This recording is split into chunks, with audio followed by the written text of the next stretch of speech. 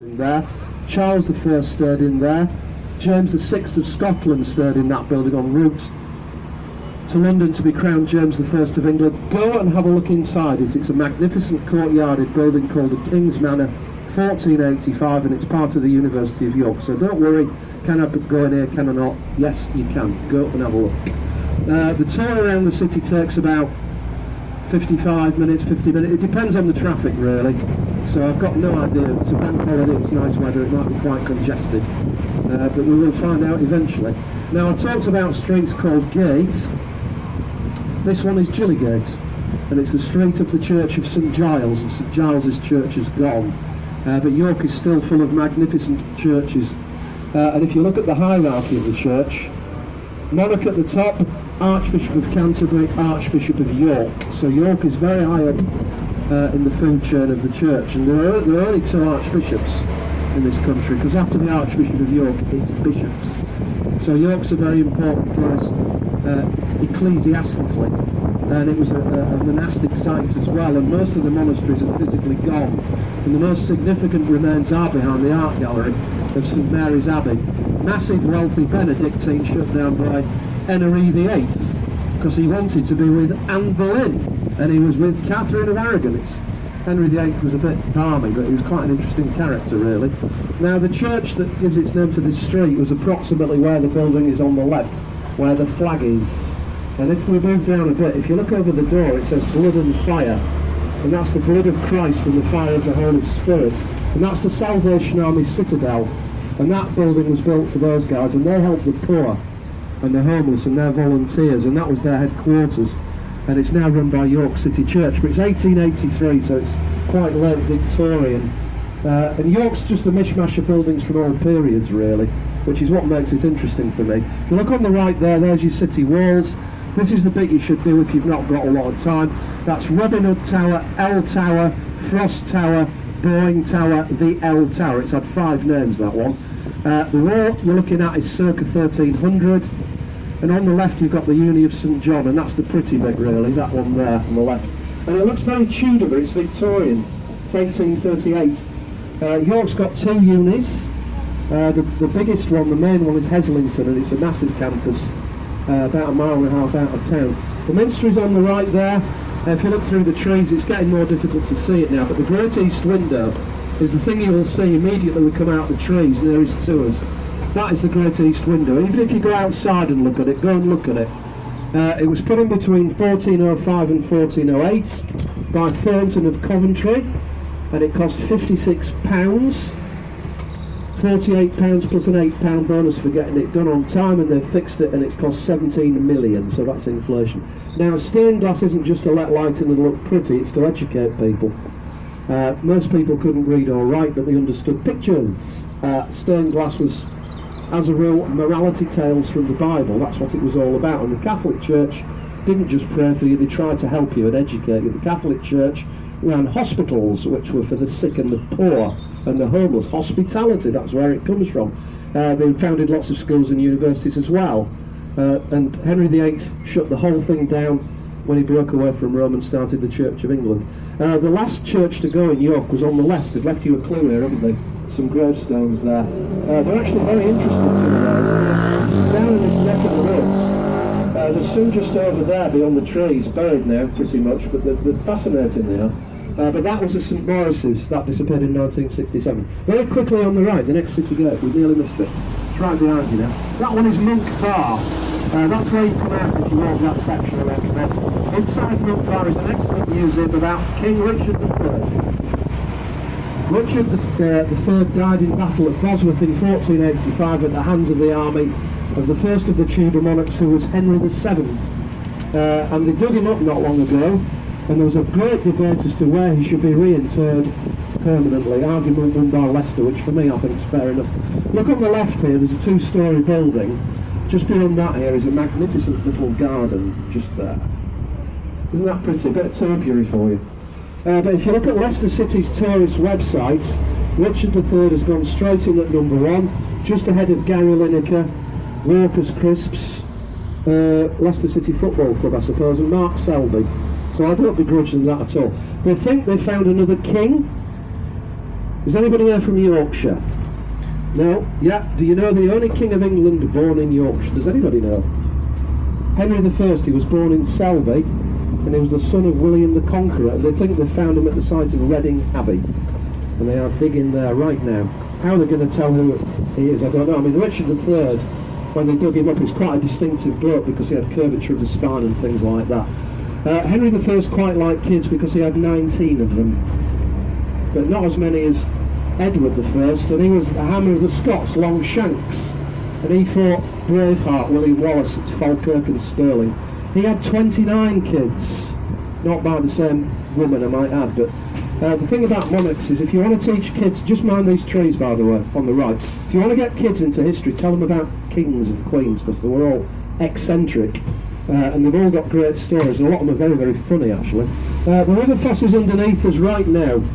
If you look on the right here, this is the next section of City Wall, and it comes down from Monk Bar to where we are on the right, and then suddenly it does a disappearing act. And there is a reason for that. The area in front of us here, when the river underneath us was kind of in a natural state, which it obviously isn't now, it was an impenetrable swamp. So no attempt was made to build walls on top of it.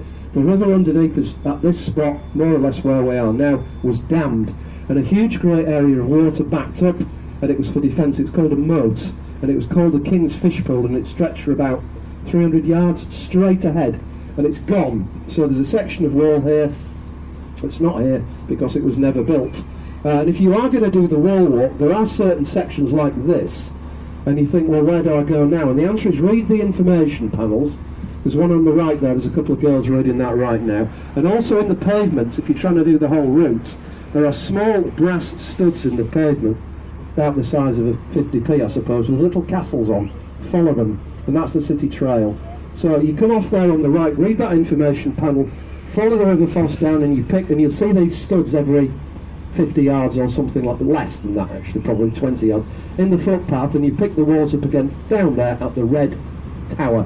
Those information panels, they're really helpful. They've only been there maybe 4 years, and they help you understand where you are and what you're looking at. They were done by John Oxley, who's a brilliant archaeologist. He specialises on York. This is one of York's many redundant churches. If you look at the end wall, there's a lot of quite small stone in there. That is Roman, recycled Roman masonry, and Roman masonry is typically very small. It's almost bricks made out of stone. That particular one is a St Cuthbert's. It was a mate to the Venerable Bede, who's got 2 wonderful churches. If you're ever up in Jarrow and Monk Wearmouth, check out the Bede churches.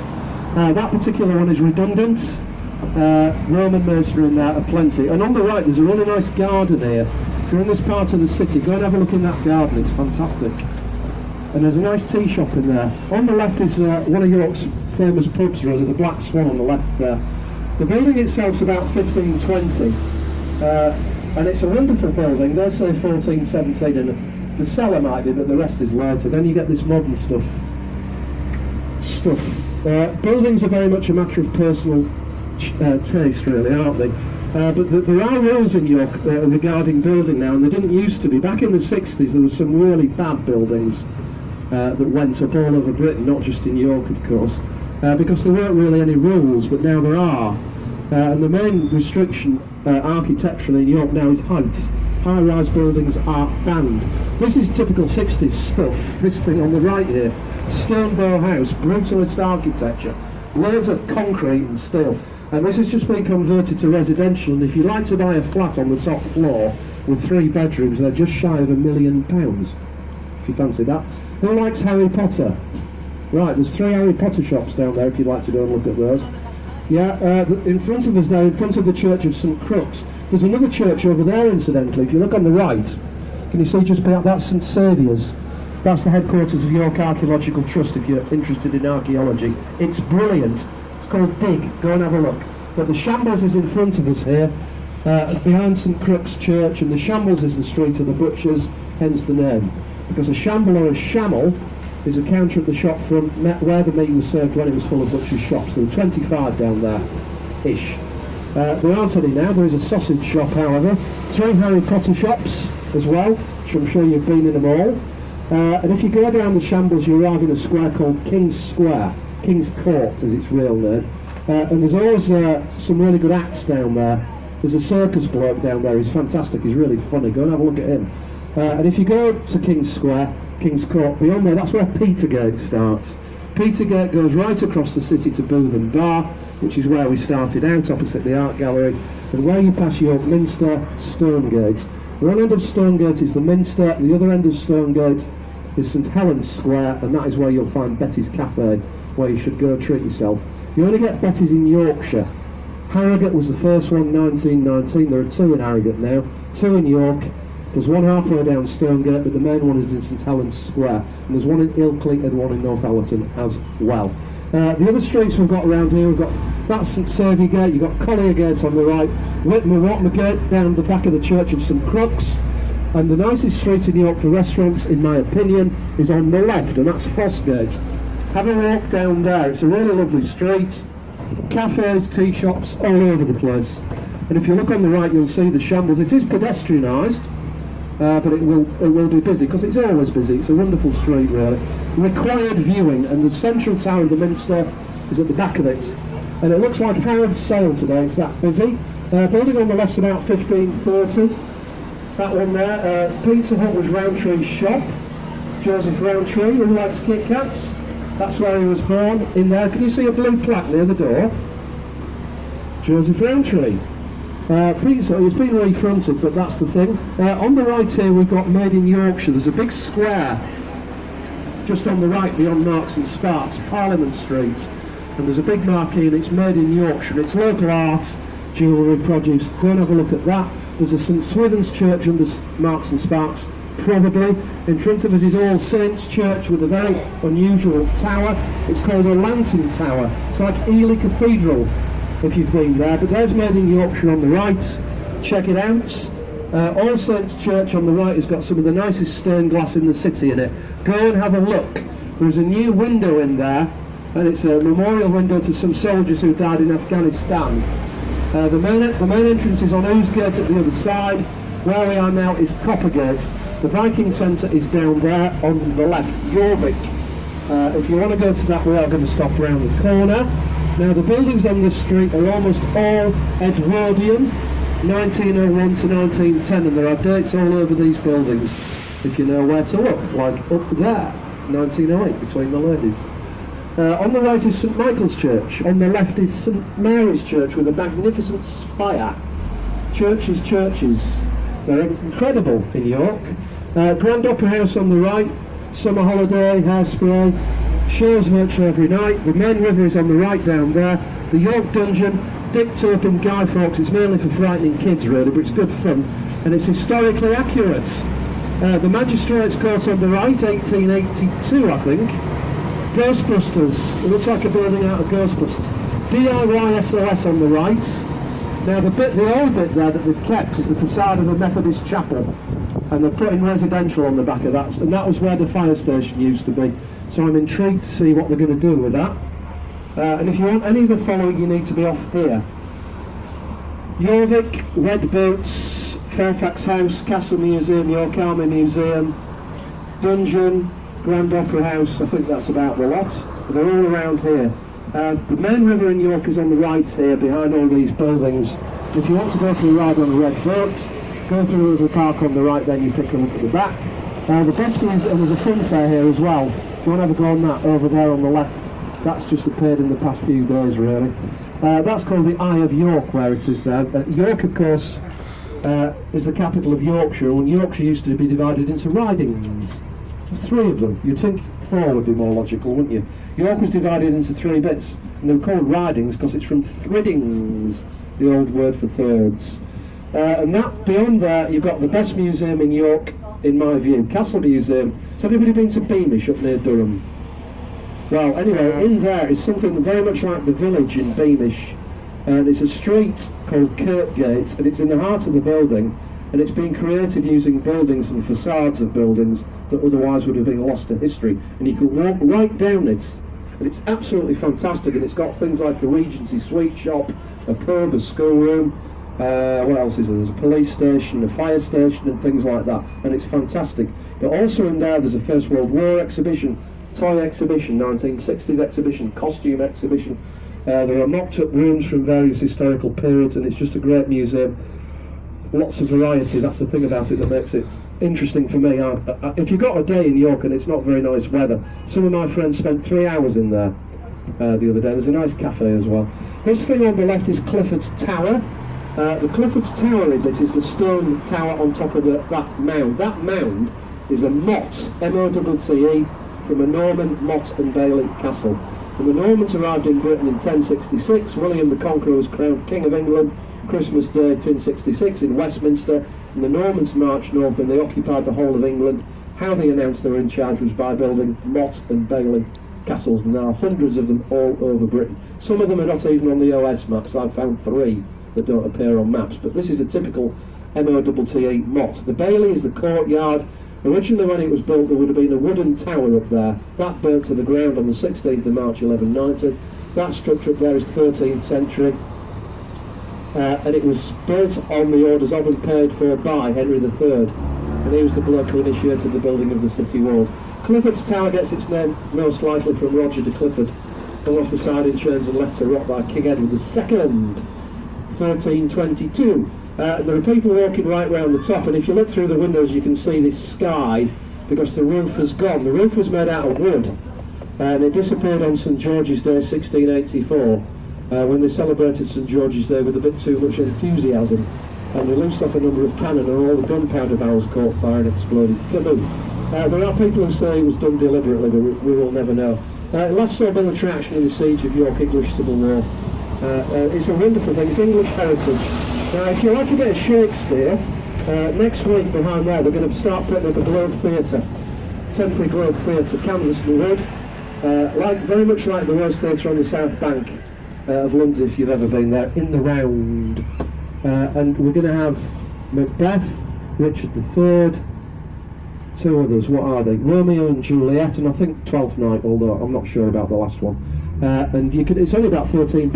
That's going to be there through the summer, and they're going to have sort of contemporary musicians, markets and things like that, and it's an experiment to see if it goes down well, and I've no doubt that it will.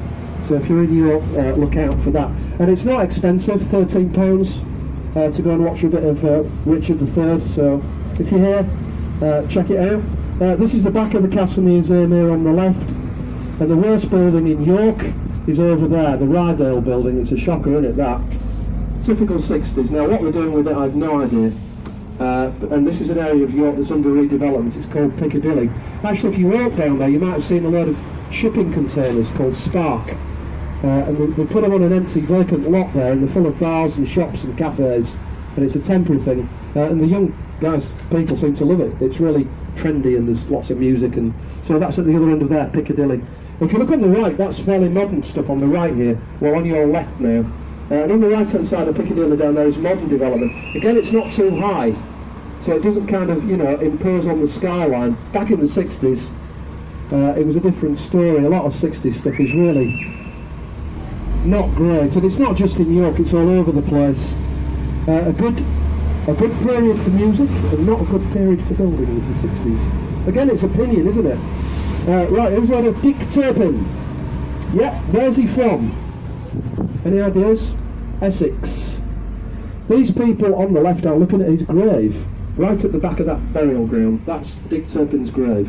1739, hanged by the neck in York, that's where he wound up. And he was a horrible bloke from Essex, and he came to York to try and avoid capture. That's the St George's Church on the left. That is 1853. It cost £3,550. It was built in 11 months, and it was designed by and paid for by the Hansom family. Has anybody heard of the Hansom cab? The gondola of London. If you watch Sherlock Holmes on telly, they're all trotting around Baker Street in Hansom cabs, the horse-drawn vehicles. Joseph Hansom of York designed and patented the Hansom cab, and he was rich. And that church was a gift to the Irish Catholic community of York. And this is where they were, and they are gone, and so are their buildings. The other church through there on the left, actually, you can hardly see it now. There's a St Margaret's through there. The churches are extraordinary in York, really. If you look on the right, this is the oldest thing surviving down here. That is 1399. Look how steep the roof is. Oak. Timber frame buildings are oak. They are held together with pegs, and you can pick them up and move them. They are wonderful things. Anybody from Coventry?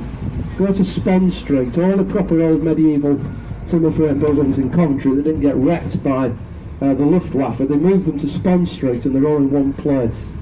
This is York's most complete city gate in front of us, and you can go and sit on the top of it if you want to do. This whole area was cleared of slums many, many years ago, and it was occupied almost entirely by Irish Catholic immigrants, and that's why St George's Church was and still is an Irish Catholic church. Potato famines in Ireland precipitated mass evacuation, and in England the Industrial Revolution was going on. You could get a job almost anywhere. So this was full of slums and it was full of Irish, and there's very little evidence that that was the case, but it was.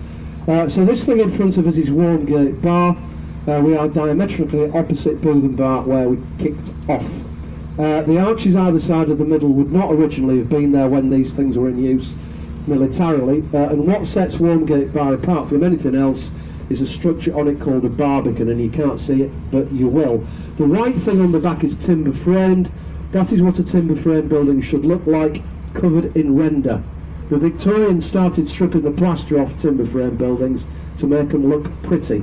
But if you go somewhere like Stratford or Lavenham or Shrewsbury, there's all these timber frame buildings, and very few have got render on. They should be covered in render to protect them from the weather. The thing on the back is now a tea shop run by the Calvary Chapel, so you can go and sit on the roof if you want. Another information panel on the right there, but the thing that makes this thing unique, if you look on the right you can see this thing sticking out from it. That is called a barbican. All the gates in York had a barbican, that's the only one that survived. The other three were knocked down at a period when that section of City Gate, wall was knocked down near the art gallery. The three barbicans came down as well. That one was saved, and now they are incredibly rare. In fact, that is the only one in Britain on a city wall. There are three in Europe. You get them on castles, but on city walls they are incredibly rare. And the three that survive in Europe: Krakow, Warsaw, York. There's a barbican, for example, on Skipton Castle, and it's just a long roofless tunnel that was added for extra protection, and it's dated around about 1400. The gate is about 1300. This is a new hotel. They're going to landscape all this apparently. This is the Barbican Centre on the left. The Shires. Who else have we got? ELO, Ant Middleton, whoever he is. Stuart Francis. Some really good stand-up comedy. You'll get some very good acts in York now. There's quite a few venues to see them as well. That one is Fishergate Bar. If you look on the right, look above the arch, that's the coat of arms of York. 5 lions on a cross there, and that was called St George's Gate for many, many years. And it's the exit to the south, but it's not a main gate, and it never was. And it's that sort of device is repeated on the left here, above the door there. That was a pub, it was called the City Arms Hotel. That's where the name comes from. And if you do like pubs, look on the right. Pub. Hundreds of pubs. There's a lot of pubs there. There used to be a lot more. And it's because this was where the cattle market was. It was a huge daily thriving cattle market that survived in York until about 1970. And a lot of pubs closed down when the cattle market moved out of town, and that's why there's still quite a lot now. Down there on the left is Fulford. The first battle of 1066 took place down there. Quite a small battle. Victory to the Vikings. Vikings v Saxons, 1-0 to the Vikings. Second battle was Stamford Bridge, 10 miles to the right or the east, 1-1. The third battle, Hastings, October 1066, 1-0 to the Normans v the Saxons. 3 kings in that year. Edward the Confessor, who was made a saint, Harold Godwinson and William of Normandy, all on the English throne. So it was a very momentous year in British history. Now, flooding in York is an annual event. It's not will it flood, it's how badly will it flood and where will it flood. And if you look on the left here, this is where York's rivers meet. And over there, they're trying to improve the flood defences. To the left of that is the Foss Barrier. And ever since the really desperately bad flooding of 2015, all around here they've been trying to improve all the kit that deals, the pumping station on the left here, all the kit that deals with the water that afflicts York really every year. And this is the main river in York. We're going to cross here. It's called the River Ouse. This is St George's Field. Really nice walks in the trees on the left. It's called New Walk, created by the Georgian gentry. And on the right you've got Ouse Bridge. On the right is the King's Stave, and you can see the Minster over there as well. Lots of church towers and spires. punctuating the skyline of the city, and it's a really nice walk by the river. It was all industry, and the industry has gone, so it's residential now. Quite expensive, it must be said, but it's good quality. Nice place to live. City walls again on the right. Now there are other city walls, I'm sure you know some. Chester, where else have we got? Carnarvon, Conway, Londonderry, Southampton has got some quite good stuff. But what sets York apart is they're pretty much, the walls are intact, 95%, and the gates are there. So York's generally regarded as being the most complete city walls surviving in Britain. At one stage in Britain there were over 100 walled towns and cities, amazingly. Most of those disappeared in the 19th century when space was required for housing, because cities were booming because of the rise of industry and the coming of the railways. Bishopthorpe Road is where we are now. Nice trendy little Victorian suburb of York is what this is. All this stuff is Victorian. Now the Victorian period was 1837 to 1901, and that was a period that saw a massive expansion of cities because of the rise of factories, mass production, railways, etc. To give you some idea, the population of York in 1800 was 18,000. Population of York in 1900, 78,000. And that's when a lot of city walls disappeared in that period to make way for housing. And because in York people objected to the walls being demolished, they started building suburbs like this one outside the walls. This was the first great suburb to be built at that point. And it goes on for quite a long way. Then you get more modern stuff. This is more modern on the left. But if you look down any of these streets on the left, quite a few of them down here, the back of it is trees, because that's Rowntree's Park down there. And that park was given to the city by the chocolate manufacturers in the 1930s. And Rowntree's are very philanthropic because they are Quakers. The Society of Friends is their more sort of formal name. And in the days when workers didn't have any rights, they gave them pensions, healthcare, paid holidays, a swimming pool, a library, a gymnasium, and it was unheard of, and they completely changed the rules really. As a result, their workers were very, very loyal to them, as you would be. Kit Kats, does anybody know what they're named after? Japanese. It's good effort. It's actually a gentleman's club in London, the Kit Kat Club, and they started making them in 1935. Have you been to York Sweet Story? Yeah, there you go, you see. Yeah, York's Chocolate Story. And they are about to start manufacturing pink Kit Kats. And they've got some chocolate from Brazil that's pink, so look out for pink Kit Kats. The biggest selling chocolate confectionery in the world. Now, Rowntree's even built a village for their workers, New Earswick, and it's still there. It's over that way, it's kind of northeast of York.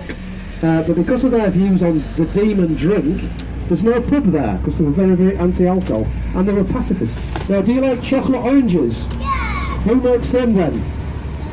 Terry's. Now, what's this lot on the left called? It's called the Chocolate Works. And this is a residential development, which you might like and you might not. I'll leave it up to you again, it's a matter of choice and taste. These are very expensive, high-end, beautifully equipped. But behind here is Terry's factory, where chocolate oranges were made for many, many years, until the production of Terry's chocolate oranges moved to Poland, and they're now run by Kraft Foods. So if you look on the left here, can you see a chocolate orange at the back of the car park, just there? There's a chocolate orange, look, not life-size. And there's the factory at the back where they were made for many, many years, and that's been converted into residential and a hotel and shops and all that kind of stuff. It'd be a great place to live if you like horse racing, because it's right next to York's magnificent racecourse, where you can see Take That, Tom Jones and Paloma Faith, because they're all playing concerts there, mind the trees. That's the Ebor stand over there, that futuristic thing, and that gets its name from Eboracum. Just watch these trees again. It's the Roman name for York. Tom Jones, he played last year, it was really good to credit him. Paloma Faith is playing, so we're off to see Paloma. And then it's Boys Home, sorry, I said that's Boys Home. So if you fancy any of that, get yourselves here. And it's not expensive particularly either. The racecourse is on the left. And when there's nothing happening, like today, it is a park, public, nice big open green area. It's a huge area actually. Bring the kids and play football, fly your kite, do what you want to do. This lot is all common land, or it was provided originally as common land for the poor of York to graze their animals. And it's called the Micklegate Stray, and there are 4 of these great green lunds in the outskirts of York, and they are Clifton, Bootham, Roadgate and Micklegate Strays. We had a horse race meeting 2 days ago.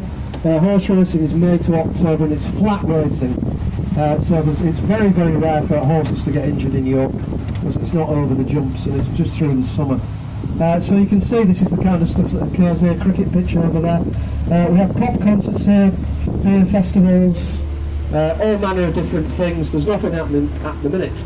In the trees over on the left, it's not easy to see, just about make it out. There's a concrete plinth over there. That's Tyburn. That's where Dick Turpin was hanged on the 7th of April 1739, because that's where the public executions took place, in those trees down there. And they were exactly that. People would show up and watch there, and we would think it's pretty gruesome, but they regarded that as being sort of quite normal, really. Hanged by the neck until he was dead. On the right, this is a private house. This little house, again, watch these trees on the right here, because they need cutting. It looks like a Swiss chalet, and it's called Herdsman's Cottage, and that was built for the groundsman who looked after all the grass on the Knavesmire.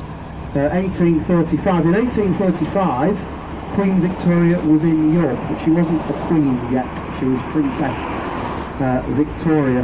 She became queen a couple of years after that. Now, 10 miles to the left is Tadcaster. Has anybody heard of Tadcaster? Tadcaster? Never heard of Tadcaster? It's where the stone in York originates. And it was founded by the Romans. They crossed the River Wharfe there. They looked for a crossing point because they were trying to move north and establish settlements. They found a crossing point at Tadcaster, and they called it Calcaria. And Calcaria means the place of limestone because that's what they found there. And for 2,000 years, the stone in York, that's where it's come from. So the stone of the minster, the walls, the churches, is exactly the same stuff that the Romans used 2,000 years ago from the quarries that surround Tadcaster. Calcaria of the Romans. Again, more trees, look out. We've had enough beheadings in the city throughout the years. Elm Bank Hotel on the left. It's not a bad house, is it? Because that's what it was. It was Sidney Leatham's house. He was a very wealthy mill owner. Leatham's mills are still there, actually. The back of Wormgate, they are now apartments. All the buildings around us here, if you look on the right, there are some very, very high status buildings. These were for the rich, because the rich wanted to be near the Tyburn, near the racecourse, and within reasonable distance of the walled city of York. People cannot afford these now. If you want to be off, you want to press the button or something. Yeah. People can't afford these, so they are subdivided into apartments, they're hotels, offices and so on. Shall we do cats? Yes, we shall. If you look on the right here, can you see a black balcony on a building on the first floor? Yeah? Now look at the building next to it with the scaffolding on it at the same height. What's sitting on the windowsill? A black cat. Can you see it? Yeah. Now that is cat number 1. You got it? Now that's a Tom Adam cat because that was Tom Adam's headquarters, and Tom Adam was an architect. Tom Cat Works was his business, and that was his trademark, and he put cats on buildings he'd been involved with, and he put cats on architectural plans. And a good way to entertain the kids is go around York and find all the cats, because Tom Adam died about 2 years ago, but cats continue to appear on buildings now, and there is a cat trail around the city. And it sounds like a dreadful gimmick, but it's actually an interesting walk, because it takes you to some weird parts of the city. But forget that one, it's too far out of town. The other one's in town. Now, why did he pick cats? The most likely reason is if you go in York Minster, which you really should do, look at the pews. They're made out of oak, and they've got mice on them, 3 or 4 inches long like that, because they were made by Mousy Thompson from Kilburn, North Yorkshire, and that was his trademark. So we've got cats and mice. This street is called Blossom Street, and it was called Ploxwain Gate in the Middle Ages, and it's the street of the dead. Not very cheerful, but we found lots of burials along this street from the Roman period, because we're on top of a Roman road, and it's the main road from Tadcaster to York, Calcaria to Eboracum. And the Romans used to like to bury their dead alongside streets. Nobody knows why. And if you ask a historian or an archaeologist, they just say ritual. and literally means we have no idea, because we haven't, and we'll never know, but that's what they used to do. And we've found loads of them throughout the years, so it's often called the Street of the Dead. And the good thing about the Romans is they were very consistent. So you get the same stuff in York as somewhere like Pompeii. Pompeii, big central square, a forum, basilica, like a church for administration. And if they were a military foundation like York, you get a building called a Principia, and that was basically military headquarters. And you get triumphal arches, equestrian statues, bathhouses and stuff like that. And all Roman foundations like Eboracum, York, were very, very similar.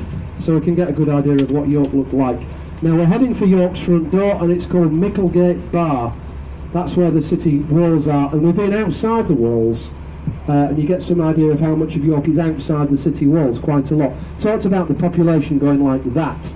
1800, 18,000, 1900, just short of 80,000, and now it's about 210, 215,000, something like that. But Micklegate Bar is York's main front door. And it's called the Royal Gate, and it's called Traitors Gate. If you want to go to the cinema, on the left is a listed building. That is 1930s Art Deco. It's now called Everyman, and it's been restored to look like it looked when it was built, and they've done a brilliant job. When I was a kid, there was one of those in every town, really. Gone, for the most part. So it's an interesting building because it's very unusual. Just because it's relatively modern doesn't mean it's not of interest, really. On the right, that's a Catholic nunnery on the right. I'm not sure if it's open. It is. That is the Bart Convent. Oh, it's not open today, actually. Catholic nunnery. So there's York's front door. There's a really good museum in there about Henry VII and the Tudors. And it's the Royal Gate. It's where the Mayor of York greets visiting dignitaries. Traitors Gate. It's where heads used to go up on stakes. The last two were Jacobite rebels after Culloden. There were James Mayne and William Connolly. City walls again. So this is all typecast to stone, this gear. The technically correct name is magnesian limestone, and it deteriorates because of the effects of acid rain.